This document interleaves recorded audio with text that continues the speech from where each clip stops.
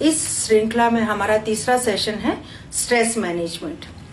Stress जब हम environmental demand को पूरा करने में फेल हो जाते हैं या सक्षम नहीं हो पाते और हमारी वेलबींग पर इसके कारण हानिकारक प्रभाव पड़ते हैं, उस स्थिति को हम स्ट्रेस कहते हैं। जैसे एग्जाम के लिए अपीयर होना और एग्जाम के लिए पूरी तैयारी ना होना, जो एक एनवायरमेंटल डिमांड है, और उस तैयारी ना होने के कारण आपको स्ट्रेस होना। जो स्टिमुली स्ट्रेस पैदा करें उनको हम स्ट्रेसर्स कहते हैं।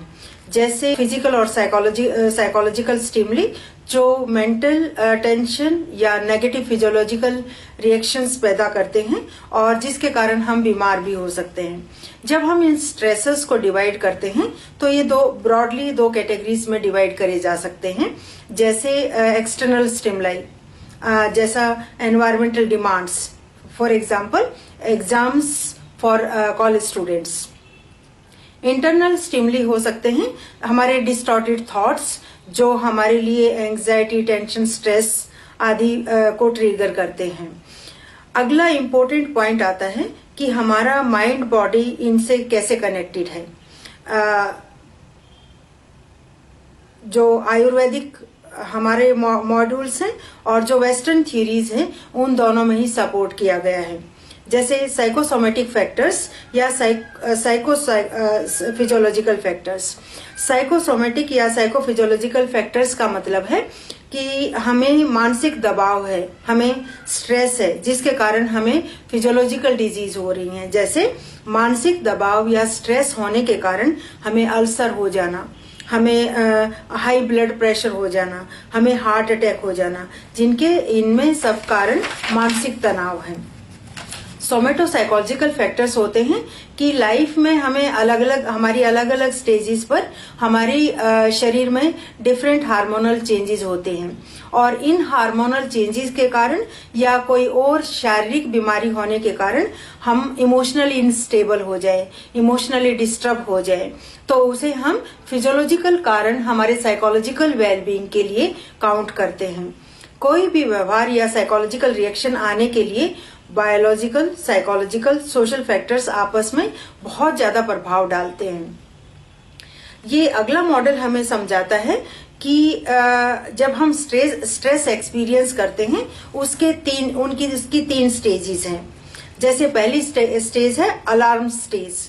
अलार्मिंग स्टेज के दौरान हमारी माइंड बॉडी का जो रेजिस्टेंस है वो ड्रॉप हो जाता है और उसके कारण हम लोगों को थोड़ी सी प्रॉब्लम आती है, लेकिन हमारी body immediately starts to resist.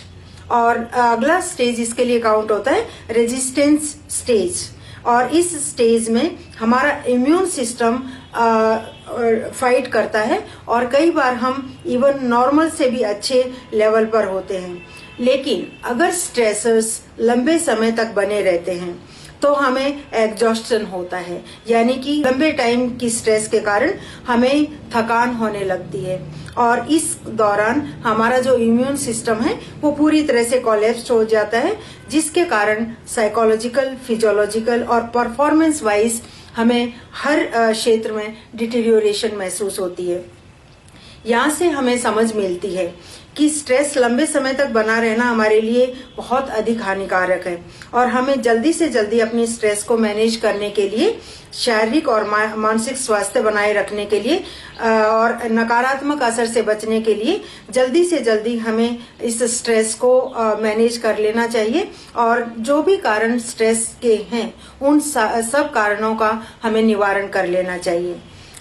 इस मॉड्यूल को, क्योंकि ये बहुत इम्पोर्टेंट मॉडल है स्ट्रेस को समझने के लिए, जो हमें वापस से यही बताता है कि हमें स्ट्रेस अगर थोड़े टाइम के लिए आई है वो बहुत हानिकारक नहीं है, लेकिन अगर वो लंबे समय तक बनी रहेगी तब हमारे लिए ये वाकई हानिकारक है और इसका हमारे मानसिक, हमारे शारीरिक और हमारी परफॉर्मेंस पर बहुत ज्यादा नेगेटिव इम्पैक्ट होता है। इसलिए इस नकारात्मक असर से बचने के लिए हमें जल्दी से जल्दी अपनी स्ट्रेस को मैनेज कर लेना चाहिए। अगला पॉइंट जो हमें आता है वो ये कि स्ट्रेस को समझना और इसके इफेक्ट्स जानना हमारे लिए क्यों जरूरी है। क्योंकि इसके कारण हमें बहुत सारी प्रॉब्लम्स होती हैं। जैसा कि हम जानते हैं कि स्ट्रेस के कारण बहुत सारी फिजियोलॉजिकल साइकोलॉजिकल रिएक्शंस आती हैं, और जो फिजियोलॉजिकल रिएक्शंस हैं उनको स्टडीज के दौरान पाया गया है कि फिजियोलॉजिकल साइकोलॉजिकल जो डिजीज है उनका 50 से 70% कारण स्ट्रेस है। इसलिए स्ट्रेस के कारण और निवारण और इसकी प्रोसेस समझना हमारे लिए बहुत जरूरी है। हमारे इम्यून सिस्टम पर इसका बहुत ज्यादा नकारात्मक असर पड़ता है। इसके कारण हमारा heart rate, blood pressure, muscles tensions abnormally बढ़ जाती है।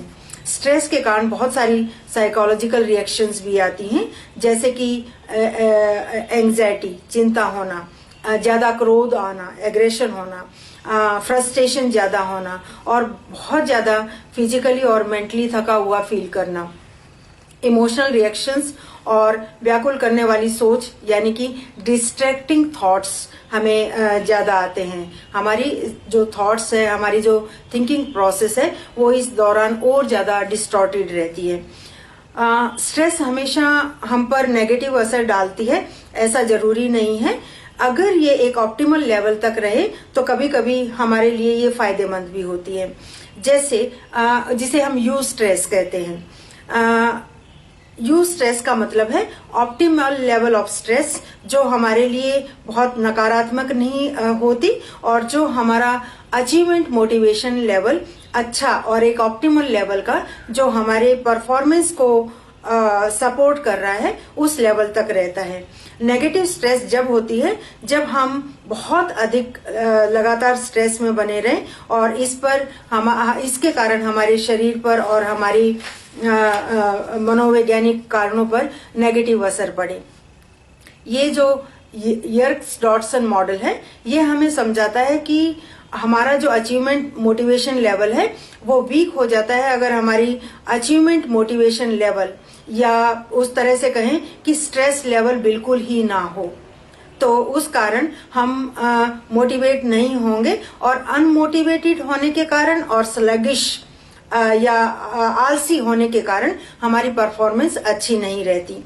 जैसे जैसे आगे आप देखेंगे कि जैसे जैसे ये अचीवमेंट मोटिवेशन बढ़ना शुरू होता है, हमारा अटेंशन और हमारा इंटरेस्ट बढ़ने लगता है, और एक लेवल तक ऑप्टिमल अराउजल लेवल तक हमारी परफॉर्मेंस और अच्छी होती रहती है।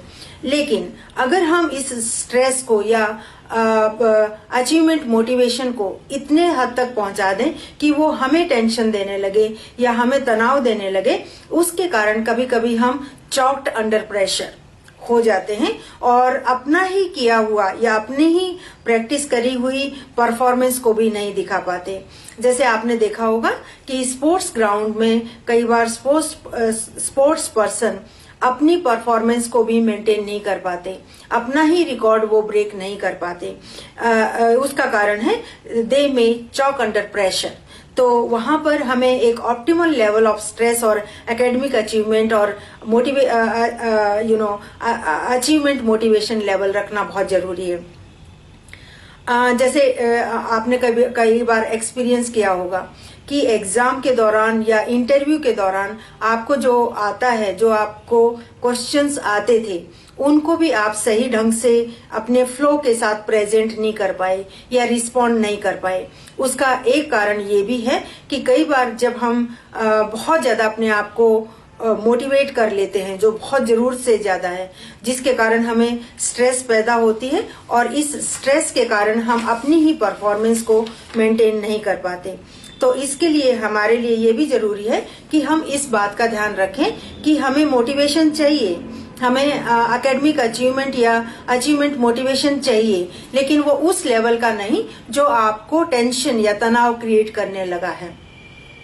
उसके बाद आता है कि हम लोग क्यों अलग अलग तरह से रिएक्ट करते हैं एक ही स्ट्रेसफुल सिचुएशन में, क्योंकि उसके लिए इंडिविजुअल डिफरेंसेस रहते हैं, और ये इंडिविजुअल डिफरेंसेस कई कैटेगरीज के अकॉर्डिंग हम इनको डिफाइन कर सकते हैं। जैसे पहला यहाँ पे हमने लिया है ऑप्टिमिज्म वर्सेस पेसिमिज्म। जो ऑप्टिमिस्ट लोग होते हैं, हम ऐसा मानते हैं कि वो लोग अब जो उनको प्रॉब्लम आई है उस पे वो ज्यादा फोकस करते हैं और सोशल सपोर्ट जरूरत पड़ने पर तलाश कर लेते हैं। इसलिए ऑप्टिमिज्म लेवल अच्छा माना गया है पेसिमिज्म पर्सनालिटी की बजाय, क्योंकि पेसिमिस्ट लोग ज्यादा इमोशन पर फोकस करते रहते हैं और वो अपनी भावनाओं पर ज्यादा फोकस करने के कारण वो अपनी भावनाओं को व्यक्त करने में लगे रहते हैं, ना कि समस्या का समाधान ढूंढने में की कोशिश करते हैं। तो इसलिए क्योंकि ऑप्टिमिस्ट समस्या का समाधान ढूंढने की कोशिश करते हैं और पेसिमिस्ट लोग अपने भावनाओं को मैनेज करने में लगे होते हैं, इसलिए और कभी वो मैनेज हो पाते हैं कभी नहीं, पर जो प्रॉब्लम आपके सामने आई है वो प्रॉब्लम तो आपको सॉल्व करनी ही है, इसलिए ऑप्टिमिस्ट पीपल अच्छे माने जाते हैं। दूसरा, एक जो स्ट्रेस को इंक्रीज करता है वो एक कारण मानी जाती है type A personality. Type A personality का जो एक हॉलमार्क है वो है टाइम अर्जेंसी। ये लोग हर काम जल्दी जल्दी, हर काम चलना जल्दी जल्दी, खाना जल्दी जल्दी, काम करना जल्दी जल्दी, इस तरह के कैरेक्टरिस्टिक्स इनके रहते हैं। इन लोगों का कॉम्पिटिटिव लेवल और अचीवमेंट ओरिएंटेशन लेवल काफी हाई होता है, लेकिन जिस टाइम इनका जो अचीवमेंट लेवल है उसके अकॉर्डिंग ये फुलफिल नहीं कर पाते, उसके अकॉर्डिंग अगर ये काम नहीं कर पाते, तब इन लोगों में एग्रेशन और फ्रस्ट्रेशन भी बहुत जल्दी आती है। इसलिए कई बार इस टाइप की पर्सनालिटी को मैनेज करने की सलाह दी जाती है। उसके बाद अगला हमारा आता है इमोशनल स्टेबिलिटी और न्यूरोटिसिज्म। जितना हम ज्यादा इमोशनल स्टेबल होंगे, जो कि कुछ हद तक हमारा जो सिंपैथेटिक नर्वस सिस्टम किस तरह का है उस पर भी डिपेंड करता है। जितना इमोशनली स्टेबल हमारे पैटर्न्स हैं बिहेवियर में, उतनी ही हमें कम स्ट्रेस होएगी। एक पर्सनैलिटी जो स्पेशल टाइप है जिसे हम स्ट्रेस प्रूफ पर्सनैलिटी काउंट करते हैं, हार्डीनेस। हार्डीनेस का मतलब है 3 C's, commitment, control and challenge. जो लोग ज्यादा प्रतिबद्धता, ज्यादा नियंत्रण और ज्यादा चैलेंज यानी कि चुनौती पर फोकस करते हैं अपनी लाइफ में, उन लोगों में स्ट्रेस काफी कम होती है, या ये कहें कि उन्हें स्ट्रेस एक्सपीरियंस करने की जरूरत ही नहीं पड़ती, वो अपने काम में इतने मग्न रहते हैं। लेकिन स्ट्रेस प्रॉन पर्सनैलिटी हम काउंट करते हैं पेसिमिज्म को, क्योंकि इनके विचार बहुत ज्यादा निराशावादी होते हैं। उसके बाद अगला जो हमारे लिए इम्पोर्टेंट पॉइंट है वो ये कि हम अपनी स्ट्रेस को कैसे मैनेज करें। स्ट्रेस मैनेज करने के लिए बहुत सारे एस्पेक्ट्स हैं। एक एस्पेक्ट है कि हमारे अपने कैरेक्टरिस्टिक्स वर्सेस हमारी एनवायरमेंटल डिमांड, हम उन दोनों के साथ कैसे इफेक्टिवली डील करें कि हमारी स्ट्रेस मैनेज हो जाए।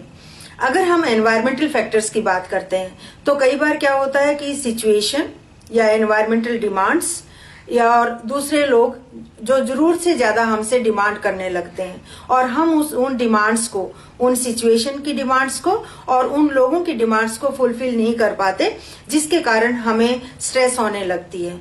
तो हमें समझना चाहिए कि उन डिमांड्स को हमें कैसे मैनेज करना है, हमें कैसे कंट्रोल करना है ताकि हम खुद स्ट्रेसफुल ना होएं। हमारी एनवायरमेंटल डिमांड्स हमने पूरी करने की क्षमता होनी चाहिए, जिसके लिए कई बार फ्लो, जिसमें हम एक कैरेक्टरिस्टिक्स काउंट करते हैं स्किल चैलेंज बैलेंस, जो फ्लो सेशन के दौरान हम एक बार फिर आपसे डिस्कस करेंगे कि हमारी जो एनवायरमेंटल चैलेंजेस हैं वो हमारी स्किल्स के अनुकूल होने चाहिए हमारी स्ट्रेस को मैनेज करने के लिए। अगर हम पर्सनैलिटी की बात करें, टाइप ए पर्सनैलिटी जिसमें टाइम अर्जेंसी है, वो हमें कुछ हद तक मैनेज करनी चाहिए ताकि हमें उसके पॉजिटिव फायदे तो रहें, हमें अचीवमेंट कॉम्पिटिटिवनेस तो रहे, लेकिन जब हम उसे फुलफिल ना कर पाए उस दौरान हमें एग्रेशन या और हमें फ्रस्ट्रेशन ना आए। उसके बाद हमारा अगला जो पॉइंट आता है वो आता है हार्डीनेस। हमें कुछ हद तक अपनी दिनचर्या में हार्डीनेस के जो कैरेक्टरिस्टिक्स हैं, जो हमने पहले भी डिस्कस किए, कमिटमेंट, कंट्रोल एंड चैलेंज, इनको थोड़ा थोड़ा जितना भी हम डेवलप कर पाए उनको हमें धीरे धीरे डेवलप करते रहना चाहिए। एक और साइकोलॉजी में, स्पेशली पॉजिटिव साइकोलॉजी में बहुत ही अच्छा पर्सनैलिटी फैक्टर है रेजिलियंस। रेजिलियंस का मतलब है कि हम हमारी लाइफ में ट्रॉमा या एडवर्सिटी या जो भी हमारा बुरा वक्त रहा, उस वक्त से हम कितनी जल्दी उबर पाए। और इसका मतलब है bouncing back from adverse conditions, कि जो बुरा वक्त हम में आया उस वक्त के बाद हम अपने आप को कितनी जल्दी उससे उभर पाए और कितनी जल्दी हम अपनी नॉर्मल स्टेट में आ गए। एक अगला जो कैरेक्टरिस्टिक है वो है मीनिंग इन लाइफ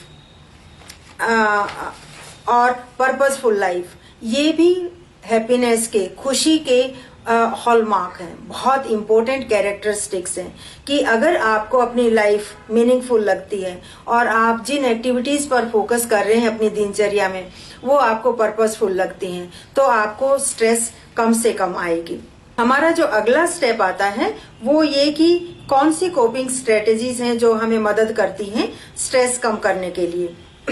इसमें बहुत सारी हमारे पास कोपिंग स्ट्रेटेजीज हैं, जैसे जिनको हम 3 भागों में बांटते हैं, physiological coping techniques, behavioural coping techniques और कॉग्निटिव कोपिंग टेक्निक्स। अगर हम फिजियोलॉजिकल कोपिंग टेक्निक्स की बात करते हैं, इन टेक्निक्स पर एक हम स्पेशल अलग से भी सेशन रखेंगे, लेकिन फिर भी टू सम एक्सटेंट क्या ये टेक्निक्स हैं और कैसे हमारी ये मदद कर सकती हैं। फिजियोलॉजिकल कोपिंग टेक्निक्स में फर्स्ट आता है progressive relaxation technique.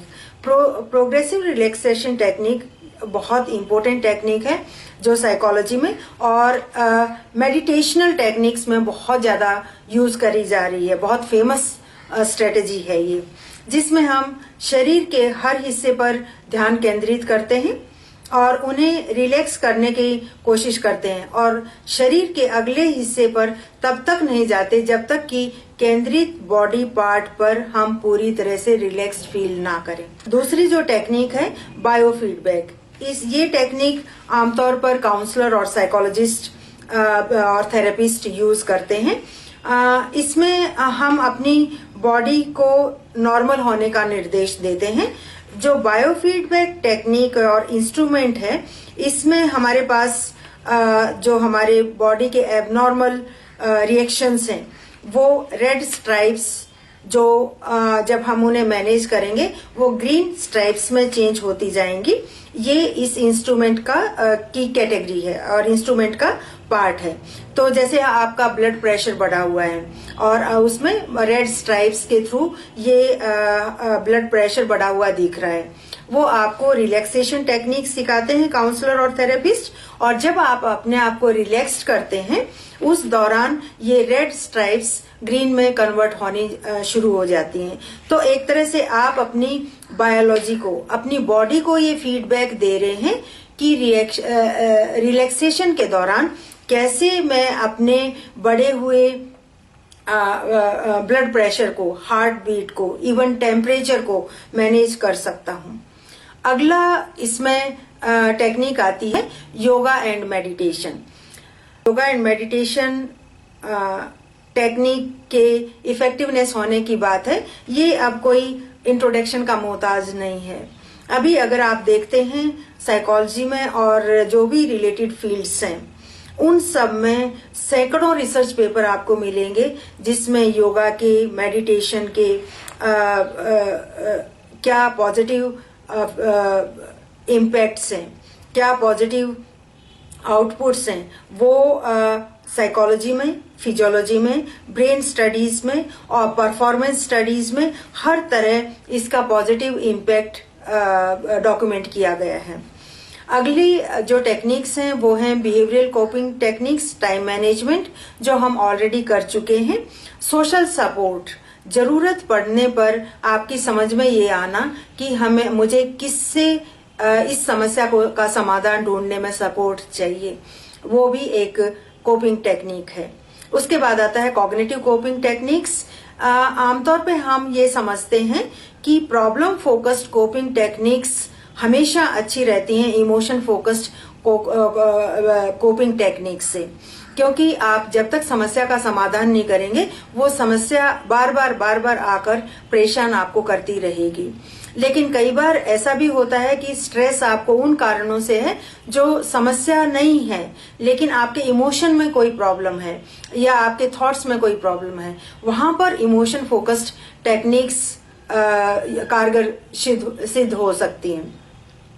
Cognitive restructuring, हमने पहले सेशन पर इस विषय पर काफी फोकस किया है कि कैसे हम अपने समझ को, अपनी सोच को बदलकर हम कम अपनी जो काम, क्रोध, मोह, लोभ या चिंता, गुस्सा, स्ट्रेस, तनाव को कम कर सकते हैं। हमने कुछ और भी स्ट्रेस को मैनेज करने की टेक्निक्स पर फोकस डाला है जो APA, अमेरिकन साइकोलॉजिकल एसोसिएशन के द्वारा पब्लिश करी गई है। हमने APA ऑर्गेनाइजेशन से ये 5 स्ट्रेटेजीज और ली हैं जो हमारी स्ट्रेस को मैनेज करने में मदद करती हैं। जैसे take a break from the stressor. आपको स्ट्रेस है क्योंकि आपके दिमाग में एक स्ट्रेसर घूम रहा है। अगर आप उस स्ट्रेसर से दूर जाते हैं तो आपको आपकी बॉडी माइंड अपने आप को इस दौरान रिपेयर करेगा, और इसीलिए योगा, मेडिटेशन या कोई भी एंटरटेनमेंट हमें मदद करता है। एक्सरसाइज, इस दौरान भी आप स्ट्रेस से अपने आप दूर रहेंगे क्योंकि अभी आपका फोकस आपकी वॉक पर, आपकी रनिंग पर, आपकी स्विम पे, आपकी के डांस पे या आपके प्ले पर है। तो इस दौरान भी आपकी बॉडी माइंड अपने आप को रिपेयर करते हैं क्योंकि आप स्ट्रेसर से इस दौरान दूर हैं। स्माइल एंड लाफ, आजकल हैप्पीनेस पर काफी फोकस है, और ये भी क्योंकि आपका स्टेट ऑफ माइंड चेंज है। अभी आप खुश हैं, एक ही टाइम पे आप स्ट्रेस्ड और हैप्पी और अनहैप्पी नहीं हो सकते। तो जब आप स्माइल कर रहे हैं, जब आप हंस रहे हैं, उस दौरान आप स्ट्रेसफुल नहीं हैं। गेट सोशल सपोर्ट, जो पहले भी हमने डिस्कस किया है। मेडिटेट, इस दौरान भी बॉडी और माइंड रिलैक्स्ड रहते हैं, इसलिए ये टेक्निक भी बहुत सराही गई है। अब अगले जो 2 वीडियोज हैं उनमें हम पहले वीडियो में हम फोकस करते हैं कि स्ट्रेस क्यों और कैसे लंबे समय तक हमारे साथ नहीं रहनी चाहिए, और ये एक बहुत बढ़िया एग्जाम्पल के द्वारा समझाया गया है कि अगर स्ट्रेस लगातार बनी रहेगी तो ये हमारे लिए कितनी दुखदायी हो सकती है। एक साइकोलॉजिस्ट अपने स्टूडेंट्स को स्ट्रेस मैनेजमेंट पे लेक्चर दे रहा था, तो उसने एग्जाम्पल देने के लिए एक पानी से भरा हुआ ग्लास उठाया। सारे स्टूडेंट यही सोच रहे थे, और शायद आप भी यही सोच रहे होंगे कि ये वही आधा भरा और आधा खाली ग्लास वाला एग्जाम्पल है, बट नहीं। उस साइकोलॉजिस्ट ने पूछा कि आपके हिसाब से इस ग्लास का वजन कितना होगा। सारे स्टूडेंट सोच में पड़ गए। किसी ने कहा 20 ग्राम, 22 ग्राम, 10 ग्राम और शायद 15 ग्राम। तो साइकोलॉजिस्ट ने बोला गलत, इससे कोई फर्क नहीं पड़ता कि ग्लास का क्या वजन है। फर्क इस बात से पड़ता है कि आप इस ग्लास को कितनी देर तक उठा सकते हैं। अगर आप इसे 1 मिनट तक उठा के रखेंगे तो कोई प्रॉब्लम नहीं होगी। अगर आप इसे 1 घंटे तक उठा के रखेंगे तो हाथ में दर्द होगा, और अगर आप इसे पूरा दिन उठा के रखेंगे तो शायद आपका हाथ पैरालाइज हो जाए और शायद आपके लिए एम्बुलेंस बुलानी पड़े। लेकिन सबसे इम्पोर्टेंट बात यह है कि ग्लास का वजन वही का वही है, पर आप जितनी देर तक उसे उठा के रखेंगे वो वजन हैवी और हैवी होने लगेगा, और लास्ट में शायद आप उस दर्द को सहन भी ना कर पाए। अब आते हैं कंक्लूजन पे। मैंने आपको ये स्टोरी क्यों सुनाई? जो आपके लाइफ के स्ट्रेसेस और प्रॉब्लम्स हैं वो एक पानी के ग्लास की तरह है। आप उन लाइफ के प्रॉब्लम्स और स्ट्रेसेस के बारे में थोड़ा सोचेंगे तो कुछ नहीं होगा। अगर आप उन प्रॉब्लम्स और स्ट्रेसेस को कुछ टाइम तक सोचेंगे तो आपको धीरे धीरे दर्द होना स्टार्ट होगा, और अगर आप हर पल, हर घंटे, हर दिन सिर्फ यही सोचेंगे तो शायद आप उस हाथ की तरह पैरालाइज हो जाएंगे जिन हाथ में वो पूरे दिन एक पानी का ग्लास उठाया, और शायद आपको भी एम्बुलेंस में जाना पड़े और कोई आपकी मदद भी ना कर पाए। तो करना क्या है? ग्लास को थोड़ी देर के लिए नीचे रखना है और अपने हाथों को आराम देना है। मतलब आपकी प्रॉब्लम्स हैं, चिंताएं हैं, उसके बारे में नहीं सोचना, थोड़ा रुकना है, दिमाग को रेस्ट देना है, और फिर प्रॉब्लम्स के बारे में नहीं सोचना, उनके सॉल्यूशन के बारे में सोचना है। सिर्फ उन चीजों के बारे में सोचना है जो आपके कंट्रोल में है, ना कि उन चीजों के बारे में जो आपके कंट्रोल में नहीं है। So friends, live your life happy and because you deserve it. All the best. अगला मैसेज हमने ईशा फाउंडेशन गुरु सदगुरु के वीडियोस से सेलेक्ट किया है। आशा है ये भी आपको स्ट्रेस और इसके निवारण समझने में काफी मदद करेगा। Stress is one aspect of life. तनाव जीवन का एक ऐसा पहलू है जो बहुत से लोगों के जीवन में कड़वाहट ला रहा है। तनाव किसी मशीन के घर्षण की तरह है। तनाव आपके जीवन का हिस्सा नहीं है। अगर आप अपने शरीर, अपने मन, अपनी भावनाओं और अपनी ऊर्जा को मैनेज करना जानते हैं तो तनाव होने का सवाल ही पैदा नहीं होता। अधिकतर लोगों को लगता है कि उनकी जॉब, उनका परिवार, उनके जीवन के हालात, टैक्स, भरे जाने वाले बिल तनाव का कारण है। मूल रूप से तनाव का मतलब है कि आप अपने सिस्टम को मैनेज नहीं कर पा रहे, यानी आपके सिस्टम में सही तरह से काम करने के लिए चिकनाई की कमी है। हर किसी के सामने नए नए हालात आते ही रहते हैं, पर हर इंसान उन्हें अपने तरीके से मैनेज करता है। यह इस बात पर निर्भर करता है कि उनके भीतर उनका अपना सिस्टम कितनी सहजता से चलता है। अगर आप जानते हैं कि इस मानव तंत्र यानी ह्यूमन मैकेनिज्म को कैसे मैनेज करना है तो तनाव होने का सवाल ही नहीं उठता। अगर आपको लगता है कि आप जो काम कर रहे हैं वो महत्वपूर्ण है तो सबसे पहले आपको खुद पर काम करना होगा। अगर आप अपने जीवन का विस्तार करना चाहते हैं तो सबसे पहले आपको खुद पर काम करना होगा, क्योंकि आप दुनिया में कितने सफल होते हैं ये इस बात पर निर्भर करता है कि ये सिस्टम घर्षण और रगड़ से कितना बचा हुआ है। आप अपने सिस्टम को एक बिना घर्षण वाली स्थिति तक ला सकते हैं छोटे छोटे अभ्यासों की मदद से। योग विज्ञान में ऐसे कई अभ्यास हैं। यहां हम आपको तनाव मुक्त जीवन के कुछ सरल साधन दे रहे हैं। दुनिया में कामयाब होने के लिए आपके पास दो बुनियादी खूबियां होनी चाहिए। आपके पास योग्यता होनी चाहिए अपने मन और अपने शरीर की क्षमता को निखारने की। आशा है आपको हमारे वीडियोस और सेशंस पसंद आए। इसमें आप जो और स्ट्रेस को मैनेज करने के लिए जो एक्सरसाइज कर सकते हैं वो है अपने स्ट्रेसेस को जानना, उन स्ट्रेसेस को मैनेज करना सीखना, टेक्निक्स नई या जो आपने आज के सेशंस में देखी हैं उन्हें फॉलो करते हुए डेली अपने स्ट्रेसेस को मैनेज करने की कोशिश करना। धन्यवाद।